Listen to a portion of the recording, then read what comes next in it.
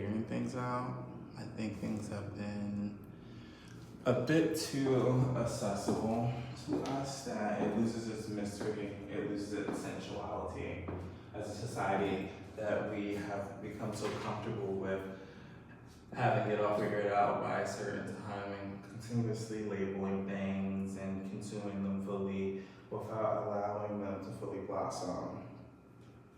I think things have become microwavable. Welcome back to my YouTube channel. It's been a minute. I miss y'all. It's been a minute. Today's YouTube video is about I'm not sexual, I'm sensual. I'm trying out a new basically format, or I guess way of shooting. I normally see me sitting down and I'm on a couch, and right now I'm standing. This is because I want to kind of see how this video flows with me standing and me walking around and talking as if y'all aren't there, as if the iPad isn't there. Even when I'm sitting, I kind of like to act like there's nothing, I'm not really talking to anyone, but I want to kind of show y'all, and not really show y'all, I'm just trying to see if the video flows a lot better with me acting as if I'm having my normal reflections and I'm basically prancing and walking around my room, talking to myself like I normally do. So I'm not sexual, I'm sensual. This is something I responded to someone who I was being intimate with while we were in bed, and they realized themselves that I wasn't sexual. And they said to me, oh, I realized that you're not sexual, but you are very sensual. And I think based off your social media and how you come off on your social media, that one would think that you're sexual. And like that makes sense. I think as a society, we confuse and conflate sensuality and sexuality in one, and those are two different things. Outside of the fact that, I think as a society, things have just become a lot more sexual. It is right there in our faces, and we want to have it. All of that kind of intersects each other. It's right there in our faces. We want to have it. Things have become sexualized. And specifically, I'm talking about porn itself. We don't want to confuse that things have become sexualized, like the body itself and the way people present their bodies, I guess, across media, what they decide to show, how people decide to dress. Because I don't believe because one is wearing something or showcasing something that means that their goal is to have sex or to be sexualized. I think that has to do with the fact that porn used to feel a bit taboo. At least when I was growing up. I felt a bit taboo, like, you didn't want people knowing that that's what you're watching. And it wasn't just all over social media. Obviously, there were certain sites for them. And some media platforms that definitely had, Tumblr definitely had its thing, but it wasn't just boom everywhere. And I think also too, culture plays a part in that, which I'm gonna talk about when I met someone who was from somewhere in Europe and was talking to me about their experience with going to the beach here in America and how they're so used to taking their top off. But they tried that in America and their friends completely panicked. And she was so confused. She's like, what's going on? And I was like, you can't do that. People will look at you like you're crazy and, there's creeps and blah, blah, blah. And she was just basically saying, where I'm from, this is no problem. And she also was sharing that, like how she grew up seeing her parents naked, which I could relate to as well. And I think that may be a reason why I don't really sexualize everything. Also probably why I view the body as art. Sometimes I'm not even, I could see a naked body and my first thought would be to be like, I wonder, or trying to sexualize it, want to consume it, want to have it, want to possess it, and more so of like looking at the way something is shaped and the silhouette and all of that things as a form of beauty.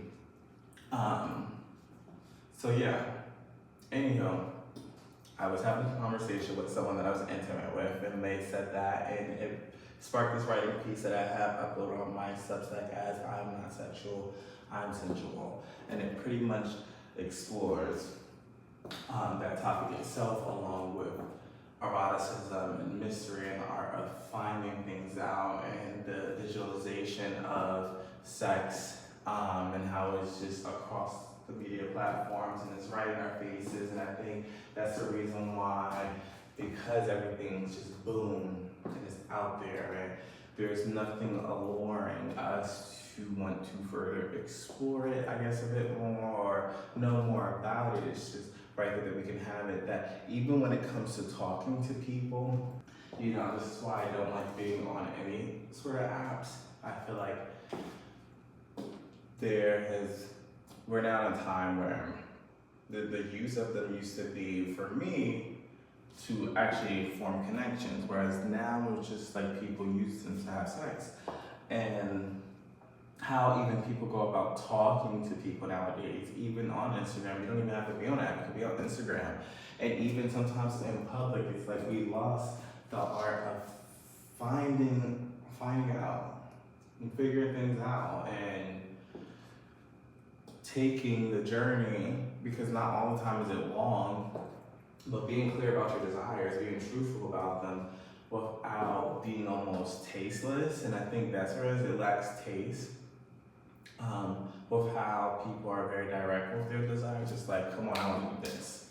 And it's like, ew. And you can even tell when you're talking to people nowadays exactly what their intentions are, when they're even attempting to hide it, attempting to mask it. You can tell what their intentions are. And it's like, even if I did want it, I know, I already found out. I know exactly who you are and what you want. And I'm full. And this is where I go into talking about eroticism, and how to have eroticism, there must be something mysterious. And as a society, we've grown to want to label things. And labels can be good, but labels can also be restricting in a sense. Labels help us find a sense of belonging, but it can also feel like it's put us in a box surrounding things that we're still figuring out. So that's where it can be restricting.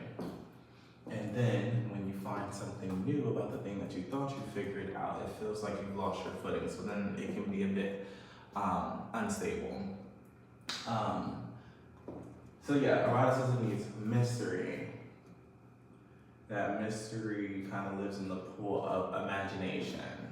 So this goes even with connecting, with how I even tied this into the subset with foreplay. Foreplay is just not something that should be happening in the bedroom, it happens outside the bedroom. Foreplay is the thing that bridges connections. I'd even go further to say how foreplay should exist within platonic connections, and at least for me, it does. This is what keeps my friendships rich. This is what keeps making new friends for me to be a bit of a smoother process, and an easy one for me to weed out anything that doesn't align and bring in what does. Because if there's nothing about you that I find interesting, alluring, attractive, and that doesn't mean attraction doesn't mean that I physically find like you look good, but it could be mentally or emotionally, or as an individual yourself. If I don't find it attractive, or find someone attractive, or find even a thing attractive, I don't want to explore it. That even goes to a hobby. I just don't want to explore it. I don't need to. Why do I want to? So that's what I was saying, where foreplay can even exist outside of romantic connections, and how I also hate that whole difference between, I hate placing romantic and platonic in two different categories, because to me, they're both the same. My platonic connections are romantic. I haven't found a word yet for romantic connections, but foreplay, it should exist in platonic connections. It should exist in anything. So there's foreplay to making this. That's me speaking before I get to the climax, which will be the ending of this video. But it exists in my friendships just as much as it exists in my romantic connections. And if there's nothing attractive and alluring that keeps pulling me in, I eventually don't want to go to the dinner. Rarely get back into sensuality. What I've realized when this person that I was becoming intimate with stated this is that sensuality to me has been used as a tool for self-discovery. It being a tool for self-discovery has allowed for me to connect with my body And I think that too, as a society, we have lost our connection to our bodies. And society itself, especially America, and as a America itself and Western society, or I should say Western culture in America, kind of lives off of us being completely disconnected from our bodies and completely desensitized.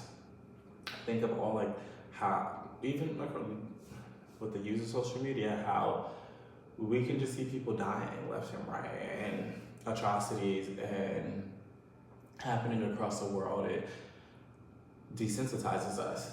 And also how our time is taken away from ourselves, that we feel like we don't have the time to connect with our bodies. So we're completely disconnected from our senses, what we can see, what we can touch, what we can smell, what we hear. And I've used sensuality as a tool for self-discovery to further deepen my understanding of myself, with how I like to dress, where do I like my clothes to stop, how do I like my shoes, what type of clothing pieces do I like, how do I like the clothing to feel on my skin, my body, when I touch it, my hair, how do I like my hair to be styled, what color do I like, what colors do I like, what colors am I attracted to, how do I like things to sound, musically, even in regards to words themselves, how do I like to speak, how do I want my voice to sound, do I like to talk fast, do I like to talk slow, do I like both? What is it that I like to see? What colors do I like? How do I like things placed? How do I like things shot? Taking the time to sit with those parts of myself, especially when I left my hometown at 21.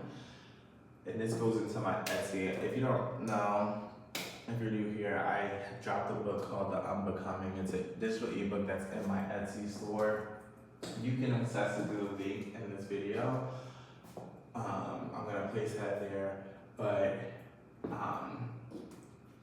it explores desires, true desires, creativity, and the body itself, and it talks about pretty much how there's nothing that we need to become. We're not here to become someone new. We're here to become more honest. We're here to do the unconditional work of who we're told to be, who we've been expected to be. And this video is not about that, but I just want to plug that in there because it was something I was going to mention regarding that connects to the book. And I believe that, yes, what I left at 21 because I had to disconnect from who I've always been told to be, how society has framed me to be based on its perception of me, who my environment kind of conditioned me to be. The only way that I was going to know was truly in connection with me, truly would align with who I was that if I left my environment completely and not just, oh, let me go to the neighboring state, it was like, no, let me go halfway across the country so that I know that I can't go back immediately, that I know when I decide to go back home, that's something that needs to be planned and I have to be prepared for it. So I went from Jersey to Texas at the time, and it was that journey that created the start of who am I? And I know I'm uni love. And the journey's still not over. I can't wait to see what things look like when I'm 30 and even 40. You know how my taste develops. And I think things are constantly in motion. And things are constantly developing. Nothing is ever at a standstill. So I like to apply that to the journey itself. So yeah, this came as like a shock to this person, and not even just a shock to them, but it made me realize most people who decide to engage with me and with the purpose of being intimate or sexual are almost shocked when they realize that I'm not as sexual. And it's not that I'm opposed to sex. I think people think that I have like this purity mindset or that I'm opposed to sex itself. And that's not the case. I'm not opposed to sex. I enjoy it. I'm just very intentional about how I decide to engage, especially with other people sexually. I'm even intentional how I engage with myself, by myself sexually. So I'm not opposed to it. It's just that it's not one of those, what is it, the Maslow hierarchy of needs? It's not at the top of my food chain. And like, for some people, that's on the top of their food chain. It's like work, go to sleep, sex, repeat. Work, go to sleep, sex, like work, eat, sex, sleep, repeat. Work, eat, sex, sleep, repeat. Work, eat, sex, sleep, repeat. And that's just not, sex is just not at the top of my food chain. It comes to me, it has a rhythm. So it comes in and it comes out. I might have a period where I'm very extremely sexual, but I'm even still intentional with who eventually makes it to my bed. But it comes and it goes for me. And sometimes when it goes, it's not that it's completely absent. Because I have periods of my life where I'm just celibate, and not with me intentionally choosing to be celibate. Like, I'm gonna be celibate, I'm going to not have sex. It never happens like that, but it's just that I don't have a desire for it. So I'm kind of spending this time with myself, and I realize that I'm allowing that creative energy to build, and I'm letting it fester, and that's also part of my sensuality, how creative I am and how I approach my creative practices, how I approach my creations, and how I decide to even share that with y'all is all a sensual process. So people think that I am like sometimes too pure, or I'm like sex is bad. Like, no, we're not having enough of it. And that makes me realize even how like people think that feminine and women don't like to engage in casual sex. No, feminine and women, we want to engage in casual sex, but we want to also be treated like humans. So there's that. And I think that's where we lost our eroticism, with how everything's just out in the open and it's thrown out in our faces. People don't even know how to foreplay with their words anymore. It's like, where's the taste?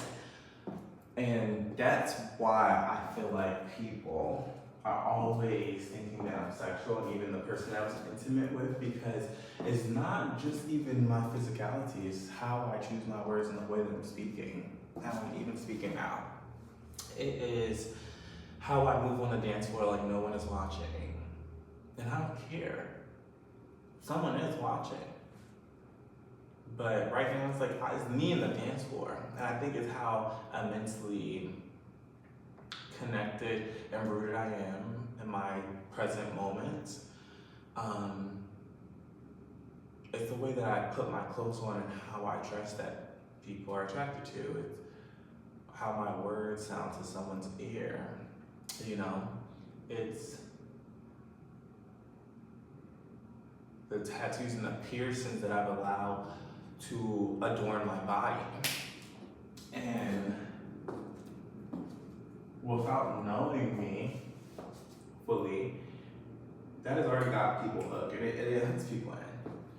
And what I've realized is everything's so out in the open, and there's someone who is putting it out in the open that someone else can go to and have it. And that works for them, but when someone's knocking at my door, it's like I'm always having to remind people who have this idea of me through social media that it's not that. And I'm someone who wants to be experienced and who is an experience. I was just having this conversation about gender.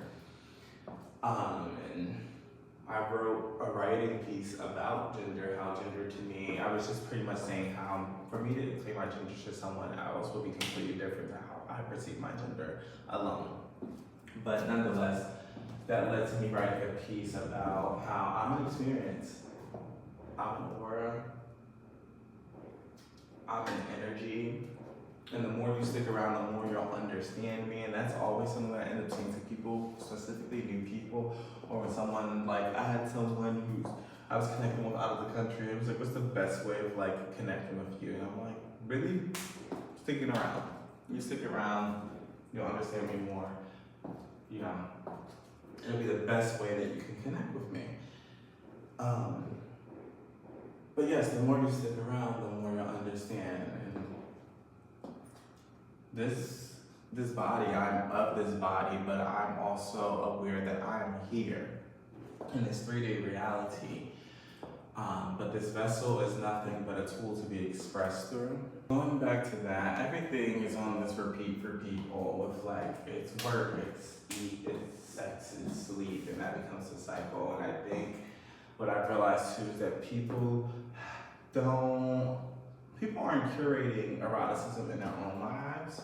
And this is why things seem a bit lackluster. And I think with that, and then also everything being digitalized and out in our faces, comes this, it comes with, you know, everything almost being immediately accessible leads to creating this lack of care of how we approach people, even how we deal with other people's bodies, how we're perceiving them, and how we decide to talk to them. Overall, that lack of care creates a lack of taste. And I think because people aren't curating that eroticism in their own lives. You know, how you listen to a song and how it takes you through a journey, and you will listen to each sound, to each word, and how the words and the lyrics flows with the beat, and how it just overall makes you feel, and how your clothes feel, and how you put them on, and how it fits your silhouette so well, and how it feels comfortably for you to move around, and also knowing how good you look and that people are gonna see it. It's like that middle school crush that you've been texting all night, and you're just wondering, you're even hoping that they come to school the next day. That is eroticism, and I think that pull is what we're forgetting. That pull is what we don't have anymore. Because people don't care about finding everything else. We have it, it's right there in front, it's immediately accessible. If you're not giving it to me, I can get it from someone else. And you know, there's that, and I think that comes with putting effort and time, because everything's immediately accessible and you're not giving it to me, despite that I might want it from you. I can go get it from somewhere else, and at least my need is fixed. And some people don't realize just because you got to the climax immediately, it doesn't even mean your need is fixed. You always end up wanting more, and it's still never enough. It's still never enough. So there's that, but with this immediate access, the effort and the time, we don't want to put the effort and the time. I think people don't want to do that anymore because things are immediately accessible. I don't have to do all I do something I don't have to do, right? And because of that, we're not willing to figure out that what can this connection bring? What might this connection bring? Right? Maybe it leads to sex. Maybe it leads to love. Maybe it leads to a friendship. And even having and building the acceptance within yourself that maybe it leads to nothing at all. I might start up something great. Maybe it's nothing. Maybe I never hear from you again. And that has to deal with a lot about acceptance. So with this lack of eroticism and this lack of pull that we don't experience anymore, like I feel like I think children are very erotic. Like what? That's one of the developmental stages psychologically that babies go through. They're sensitive. They're putting everything in their mouth. They want to touch it. They have to experience it. You're doing it. I want to try it too. You know. Children are deeply engaged in their senses: sound, seeing, tasting, touching, feeling, all of it. So this lack of eroticism, I don't know its roots completely. And I'm not free from dismantling it either. I feel like I've been in a space in my past where, like now knowing that, I can reflect and be like, I was definitely very fixed in knowing. And I had to figure this out, and I had to know it now. I had to know it now, I had to figure it out. I wanted to label it, I wanted to consume it. You know, it's like a kid on Christmas. I don't want to wait till Christmas Day, but there's a purpose for that, you know. It builds that eroticism, you know. And you know, when your parent gives you that gift like the night before, it does something. It's like, ooh, what else is there, you know? Like, I'm grateful for this, I have this now. Oh my God, I'm so happy, I'm satisfied. And I can't wait for tomorrow. There was something just about not knowing. I'm not free from dismantling the dismantling of that art of not knowing. it is tempting to want to consume something. It's very tempting to want to know. It's very tempting to want to be certain.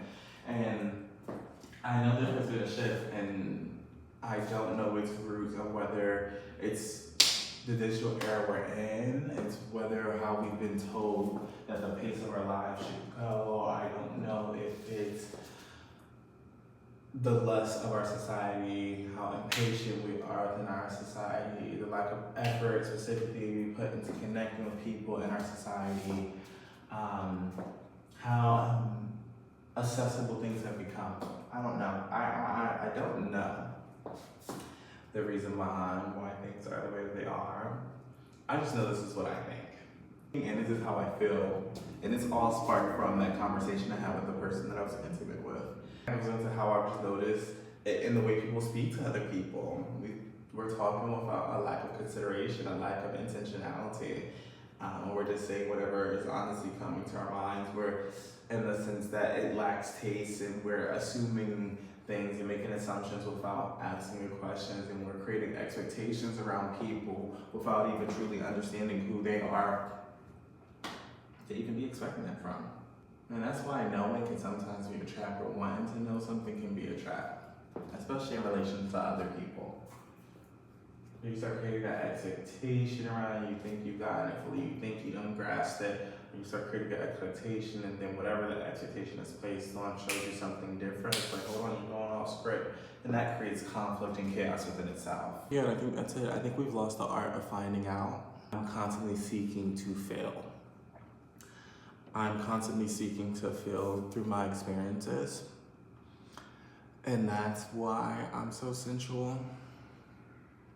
And I think we've lost our way in experiencing life through a space of allowing ourselves to wander more without rushing to know it or label it or consume it fully. Just being in that playful space of wandering, finding out what comes next without rushing, seeing what comes across our paths, seeing what we find along our paths, stopping and looking at the trees and the branches on the floor and the tree stumps that we trip over, and how it smells, and the colors you see, and how things are brushing against your skin. And that is, I'm not sexual. I'm sensual. Thank you for coming to my TED Talk.